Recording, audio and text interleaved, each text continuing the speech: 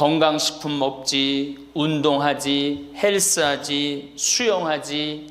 이게요, 이래서 얼마나 오래 사는지 몰라. 저 뒤에 계신 분들, 지금 40대, 50대 되신 분들 손 들어보세요.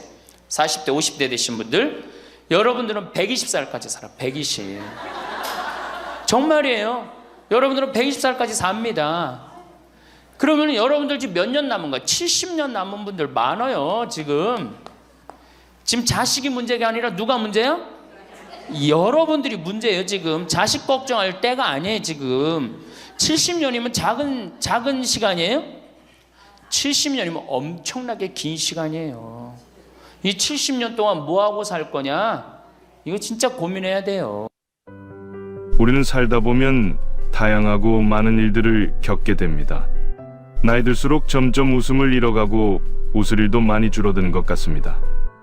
자식을 위해, 가족을 위해 열심히 살아왔지만 이제는 점점 삶의 방향을 잃어가는 것 같습니다.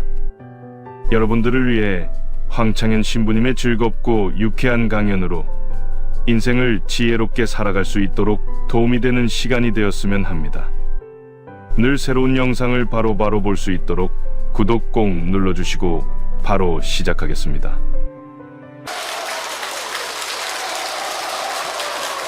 네, 찬미수님, 네, 반갑습니다. 오늘 우리 여기 오신 여러분들하고 제가 노년의 생활에 대한 얘기를 좀 하도록 하겠습니다. 우리나라가 자식에 대한 관심은 세계에서 1등인데 노인에 대한 관심은 선진국 중에서는 꼴등인 것 같아요. 정말로. 우리가 3000년 전에 평균 연령이 얼마였느냐 하면 3000년 전에 평균 연령이 20세였어요. 20살. 3000년 전에. 근데 1900년, 지금으로부터 100년 전에 평균 연령이 몇 세였냐면 47세였어요. 그러니까 3000년 동안 27년 늘어난 거예요. 근데 1900년에서 지금 2008년, 불과 100년 만에 평균 연령이 80세야. 그러니까 100년 만에 몇 세가 늘어났느냐 하면은 33년이 늘어나는 거, 33년이. 그러니까 지금 우리 여기 할머니들, 보통 보면은, 제가 장례 미사에 보면은 대개 92살, 93살 이래요. 우리 여기 주방장 어머니도 얼마 전에 돌아가셨는데 96세 돌아갔어요. 96세. 그러니까 요즘 70쯤 이렇게 돌아가면은 뭐라 그러냐면 아유 빨리 죽었네 그래요. 70쯤 죽으면. 그렇죠? 70쯤 죽으면 빨리 죽었네 그래요. 그러니까 여기 대부분의 분들이, 여기 계신 분들 보면은 이 정말로 재수 없으면 100살까지 다 살 거예요. 여기 있는 분들은 100살까지. 예. 까메서 한번 호구조사를 한번 해봐야 되겠다. 나 지금 70 넘었다. 손 들어봐요. 70 넘었다. 70은 나이도 아니네 보니까. 80 넘었다 하면 손 들어. 80. 우리 할머니 80 넘었어요? 몇 살이세요? 81? 이 할머니 여기까지 온 근력 보니까 105살까지 살게 생겼네. 예. 아니 81인데 이렇게 정정한데, 근데 여러분들 천지가 그래요. 천지가. 우리가 2006년에 100살 넘은 사람이 몇 명이냐면 1960명이에요. 그러니까 거의 2000명 됐어요. 2007년에 몇 명? 4000명이에요. 4000명. 더블로 늘어나요. 더블로. 일본은 100살 넘은 사람이 3만 명이 넘어. 3만 명이. 그러니까 옛날에는 연령이 어떻게 돼 있었느냐 하면은 애들이 많았고 어른이 조금이었어요. 그래갖고 뭐 애들은 굉장히 많은데 나를 가면 갈수록 저거 갖고 동네에서 60살 넘은 사람은 1명 내지 2명이야. 동네에서. 그러니까 60 환갑 넘었다 그러면 이렇게 지나가다도 환갑 넘은 할머니가 지나가면 절로 고개를 숙였단 말이에요. 어디 옛날에 할아버지 할머니, 환갑 넘은 할아버지 할머니 지나가는데 담배를 펴요. 피다가도 얼른 끄지. 근데 지금은 이게 우리나라가 65세 이상이 500만 명이에요. 500만 명. 65세 이상이. 그러니까 도표를 그리면은 이래 60세가 훨씬 많아. 65세가. 미국은 3,300만 명. 65세 넘은 분들이. 또 이 일본은 2천만 명. 그러니까 존경을 하려고 해도 누굴 존경해? 이 수없이 많이 돌아다니는데 옛날에 하나 둘이어야지 존경을 해야지. 지금은 천지가 할머니 할아버지들인데 누굴 존경해? 누굴 존경해? 그냥 길에 채이는 게 할머니 할아버지인데 존경할 수가 없는 거예요. 혹시 우리 늙은이들 왜 존경하지 않나 이렇게 섭섭해하는 할머니 할아버지들이 착각하는 거예요. 하나 둘이어야지 존경해지. 신부도 본당 신부가 하나니까 3,000명 교우들이 존경하는 거예요. 본당 신부가 100명이다. 우리 본당에 신부가 100명이다. 존경할 거 안 할 것 같아? 채이는 게 본 신부인데, 근데 신부님 만나기 하늘의 별 따기보다 어려우니까 존경을 하는 거예요. 옛날에 할머니 할아버지들이 존경받았던 이유가 동네에서 거의 없었기 때문에. 중간에 다 죽었어. 근데 요즘 안 죽고 다 같이 가는 거야. 다 같이. 65세 이상이 500만 명이에요. 500만 명. 참고로 북한은 65세 이상이 몇 명이냐? 아니, 북한은 평균 연령이 몇 세냐? 지금 30세예요. 북한은. 우리나라는 80세인데. 그러니까 우리나라 사람들이 북한보다 50년 더 사는 거, 평균 연령이. 그러니까 여러분들 지금 남한에서 사는 거 감사해, 안 감사해요? 정말로 감사한 거예요. 우리가 지금 여러 가지 경제 불황이다 어쨌다 저쨌다 해도 6.25 끝날 때나 여러분들 해방될 때보다 지금 잘 먹고 잘 살아요, 못 살아요? 그때 비하면 너무너무 잘 먹고 잘 사는 거예요. 그런데도 우리가 불행하다고 생각한다면 하느님이 축복을 엄청나게 줬는데도 그 축복의 가치를 모르는 거죠. 근데 어쨌든 우리나라는 지금 프랑스는 120년 동안 고령화가 천천히 진행됐어요. 근데 우리나라는 20년 만에 초고령 사회로 들어섰어요. 왜냐하면 우리나라가 왜 초고령 사회로 들어서느냐 하면은 우리나라가 먹을거리가 참 건강해요. 세계 5대 건강식품이 있는데 우리나라의 김치, 일본의 나또, 인도의 렌틸, 스페인의 올리브, 그리스의 요거트, 이게 세계 5대 건강식품이에요. 근데 그 중에 우리나라 식품이 뭐가 있어? 김치가 있단 말이야. 근데 인도의 렌틸이나 일본의 나또가 뭘로 만드냐면 콩으로 만드는 제품이에요. 근데 우리나라 콩으로 만드는 제품이 뭐가 있어? 된장, 간장, 고추장, 그리고 더 기가 막힌 건 뭐예요? 청국장 있잖아요. 청국장. 이 좋은 걸 먹으니까 죽어요, 안 죽어요? 안 죽는 거예요. 그러니까 다른 나라 120년 동안 가는 초고령 사회를 우리는 몇 년 만에 가는 거예요? 20년 만에 지금 가고 있어요. 제가 병자성사를 가보면은요, 보통 95살 먹은 어머니를 며느리가 이렇게 모시면 며느리가 몇 살이냐면 70살이야. 70살. 그러면 내가 병자성사를 가면 이렇게 누워있는 할머니, 그야말로 누워서 이렇게 죽 5년 10년 받아먹는 할머니, 이렇게 며느리가 손을 잡고 뭐라고 그러는지 아세요? 엄마 왜 이렇게 안 죽어? 엄마가 빨리 죽어야지. 엄마도 덜 고생하고 나도 덜 고생하지. 그 보는 앞에서 죽으랜다니까요. 손잡고. 그리고 꼭 하는 말이 있어요. 엄마가 빨리 죽어야지 우리 신부님도 그만 고생시키고. 병자성사 맨날 오니까 신부님 고생한다 이거지. 그러니까 살아있는 게 다 고생이라는 거지. 본인도 고생, 며느리도 고생, 병자성사 오는 신부님도 고생. 그러니까 늘 고생한다니까. 엄마 빨리 죽으라고 그러는 거예요. 공자님께서 2500년 전에 뭐라고 그랬냐면은 너희는 부모의 나이를 꼭 기억해두라 그랬어요. 부모가 살 날이 얼마 남지 않았으니까. 그래갖고 내가 그 얘기를 듣고 부모님 나이를 기억하다가요, 요즘은 60 넘어서 기억하기 시작했는데 요즘 포기했어요. 헷갈려. 몇 살인지 78인지 79인지 왔다 갔다 해요. 아마 내가 이렇게 많은 분들 지금 어머니 나이 몇 살이냐면 헷갈리는 사람들 많더라고요. 83인지 4인지 왔다 갔다 하는 거죠. 쉬다 지쳐서 포기하는 거예요. 제가 능평성당에 그 봉송체를 갔는데 이 할머니를 92살서부터 봉송체를 다녔는데 이 할머니 기억력이 기가 막혀요. 전달 봉송체 온 날 정확하게 기억해요. 날짜 요일까지. 근데 이 할머니가 내가 할머니 몇 살이에요? 그러면은 89이래. 92인데도 89이래. 93때 가갖고 할머니 몇 살이에요? 89이래. 95까지 제가 봉송체를 갔거든요. 그때도 물어보면 89이래. 왜 89이라고 그럴 것 같아요? 그렇게 기억력 좋은 할머니가 미안한 거예요. 너무 오래 살으니까 누구한테 미안해? 자식들한테 미안한 거예요. 자식들한테. 그러니까 지금 이게 우리 현대의 가장 심각한 문제는 뭐예요? 이게 안 죽는 거, 안 죽는 거. 그럼 왜 안 죽느냐?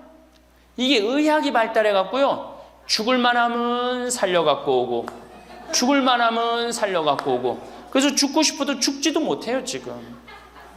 1920년에 페니실린이 개발이 됩니다. 세계대전이 끝나고 난 다음에 페니실린이 보편화돼요. 페니실린 나오기 전에는 조금만 상처만 나도 죽었어요. 아물지 않으면. 안에 골마도 다 죽었어요.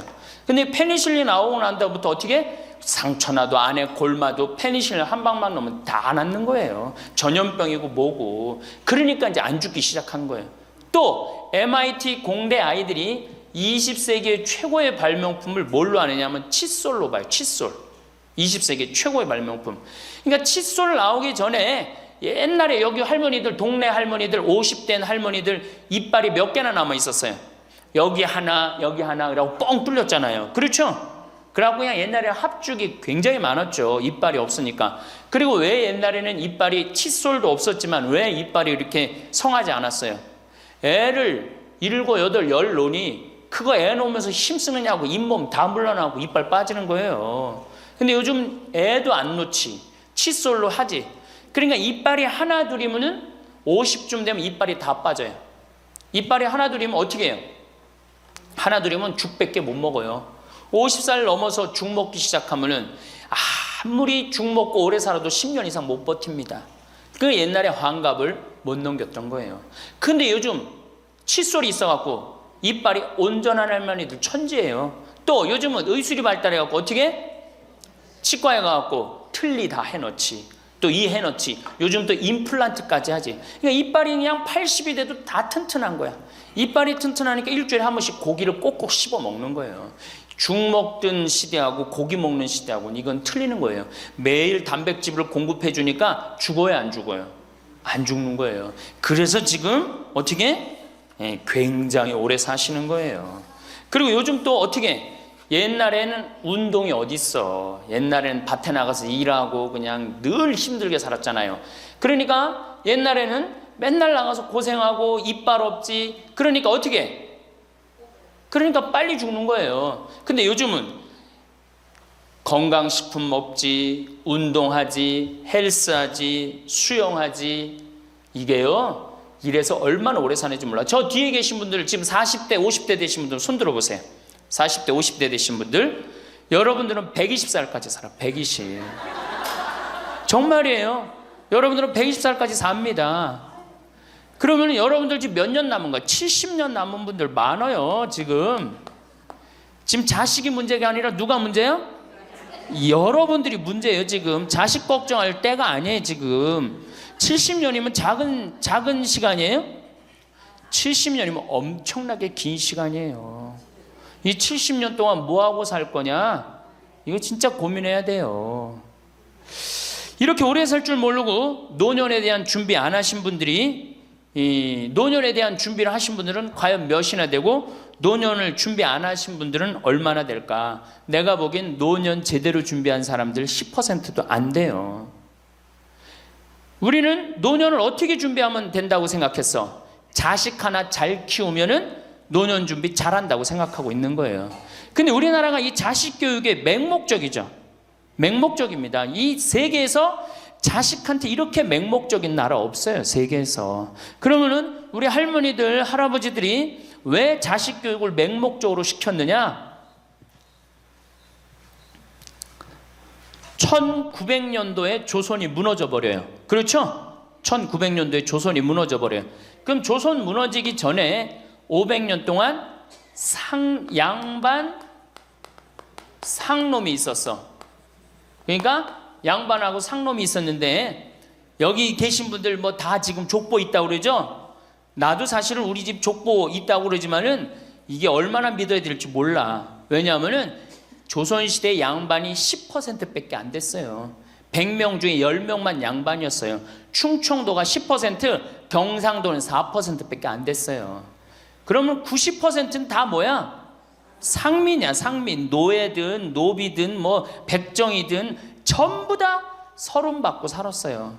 옛날에 노비가 얼마나 서름을 받고 살았느냐면은 말을 타고 지나가다가도 양반집을 지나가면은 양반 이 담이 시작되는 곳에서 말에서 내려야 돼요.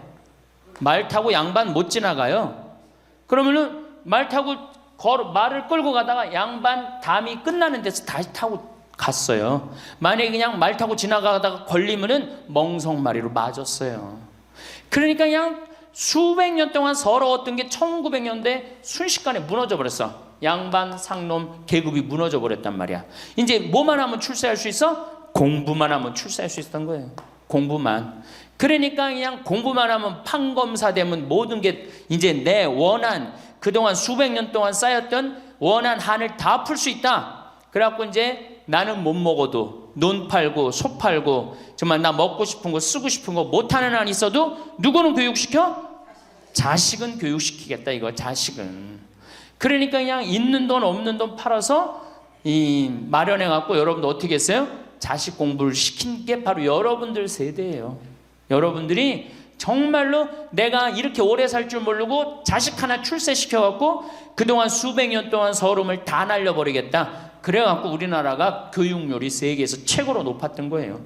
근데 지금 젊은 사람들은 왜 그러는지도 모르고 지금은 무조건 그 전통을 이어받아갖고 자식한테 미쳐서 교육을 시키는 거고, 지금 젊은 사람 30대 40대는 할머니 할아버지들 세대는 그 서름을 날려버리고 싶어서 자식을 교육을 시켰던 거예요.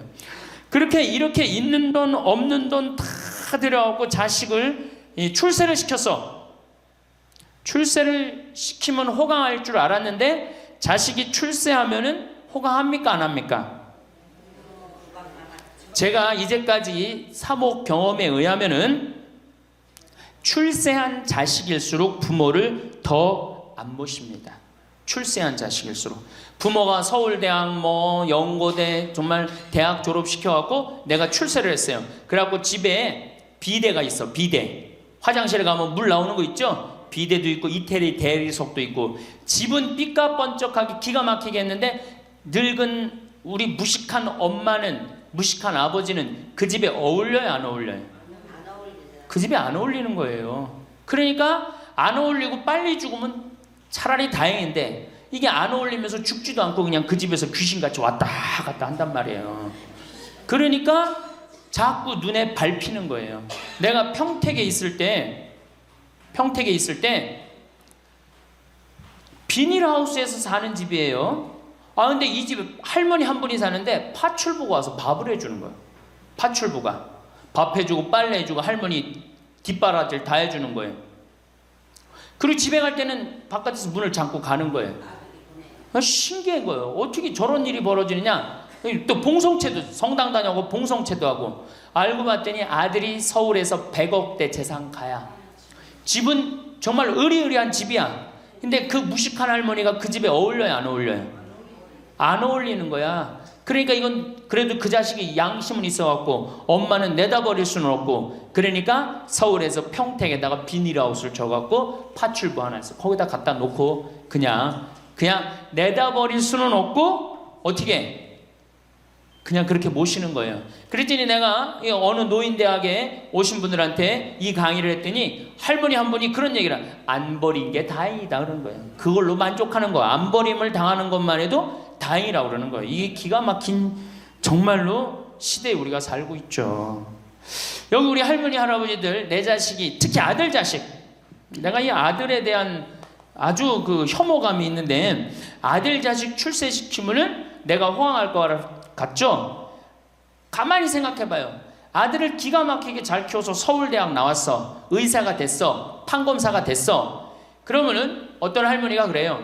아들 자식 잘 키우면 잘 키울수록 여우 같은 년이 나타나서 낚아채 간다는 거예요. 아들 자식을 잘 키우면 잘 키울수록 여우 같은 년이 나타나서 낚아채 간다는 거예요. 근데 가만히 생각해보니까 그 말이 맞는 것 같아요. 왜? 아니 의사하고 판검사면은 이쁘고 귀하게 자란 집 딸이 낚아채 갈 거 아니야. 다 그렇게 결혼하지 않아요? 그럼 그걸 어떻게 해? 그냥 자식 뺏기는 거예요. 그래서 딸을 둘 놓으면 금메달, 아들 하나 딸 하나 놓으면 은메달, 아들만 둘 놓으면 목메달이에요. 그래서 아들만 둘 놓으면 목메달이에요. 여기 얼마 전에 굉장히 재미난 통계가 나왔어요. 아들은 늙은 부모를 54% 구박한대요. 아들은 늙은 부모를, 며느리가 14% 구박한대요. 딸이 11% 구박한대요. 그러니까 아들 하나 딸 하나 있으면 늙어서 구박을 얼마나 받아? 55% 구박 받는 거야. 그렇죠? 근데 아들만 둘이면 어떻게 되는 거야? 곱하기 2 하면 되는 거예요. 여기다가. 그럼 몇 퍼센트 구박받아? 108% 구박받는 거예요. 그러니까 아들 있다고 좋아하는 시대는 끝났다. 아들 있다고 좋아하는 시대는. 그리고 잘 키운 아들일수록 누가 나타나서 낚아채 간다?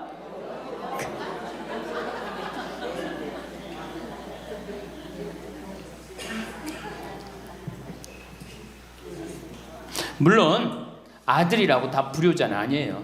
물론 제가 이렇게 목욕탕 이렇게 가보면은요, 정말 기가 막힌 아들을 많이 봐요. 80, 90된 아버지를 60된 아들이 모시고 와갖고 다 때 밀어드리고, 그 다음에 온탕에 들어갈 때도 손 한번 대보고 아버지 여기 괜찮다고 그러고, 끝나면 또 온몸에 로션 다 발라주고 이 옷 입혀가는 그런 자식들 참 많이 봐요. 기가 막힌 효자들도 있어요. 또 음식점에 가보면은 큰 늙은 그냥 꼬부랑 할머니 모시고 와갖고 고기 구워서 입에 넣어드리는 자식들도 참 많이 봐요. 그렇게 효도하는 자식들도 있는데 그 몇 퍼센트냐? 10% 이상 넘지 않을 거려. 우리 집도 이 둘째 아들이 기가 막힌 효자예요. 내가 봐도 참 효자예요. 좋은데 구경시켜드린다고 다 그 시와오 그 저기 뭐야 갈대숲, 그리고 회도 사드리고 시간 되면 여행도 모시고 기가 막혀요. 근데 그런 아들이 몇이나 되겠느냐? 제가 보기에는 그렇게 많지 않아요. 제가 뭐 비산동에서 보좌 신부할 때 고해성사 들어보면 맨 자식 욕하는 할머니들 천지였어요. 맨. 황창현 신부님은 강원도 평창군의 성빌립보 생태마을 관장으로 계시며 환경을 위하고 자연 안에서 정신적 육체적 치유와 신앙 강화에 힘쓰며 건강한 먹거리를 위해서도 노력하고 있습니다. 2013년부터 아프리카 잠비아의 무프리라 지역의 봉사활동도 매년마다 추진 중에 있습니다. 많은 사람들을 위해 종교와 기관의 편견 없는 유익하고 즐겁고 유쾌한 특강을 많이 했습니다. 앞으로도 구독하신 분들에게 더 유익하고 즐거운 영상을 빠르게 전달해 드리도록 노력하겠습니다. 영상을 보고 마음에 있는 말들을 남겨주셔서 많은 분들과 댓글로 소통할 수 있으면 좋겠습니다. 주변에 생각나는 분들에게 많이 공유해 주시고 다음 영상으로 찾아뵙겠습니다. 끝까지 들어주셔서 고맙습니다.